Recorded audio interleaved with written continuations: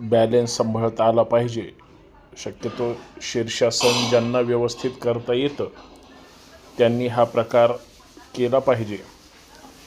कारण ज्यावेळेस डोकं जमिनीवर टेकवलं जातं आणि हातावर कोपऱ्यावर शरीर घेतल्यानंतर पाय वर उचलल्यानंतर किंवा साईडला पाय बॅलेन्स पकडल्यानंतर पूर्ण शरीराचं बॅलेन्स आपल्याला शीर्षासनामध्ये त्या ठिकाणी करता आलं पाहिजे.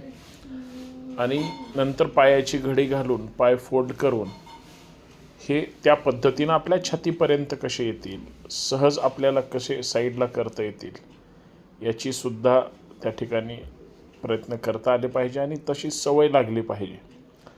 पूर्ण पाय जमिनीवर परत टेकून परत सावकाश सरळ उभारल्यानंतर या सगळ्या गोष्टी व्यवस्थित जमू शकतात.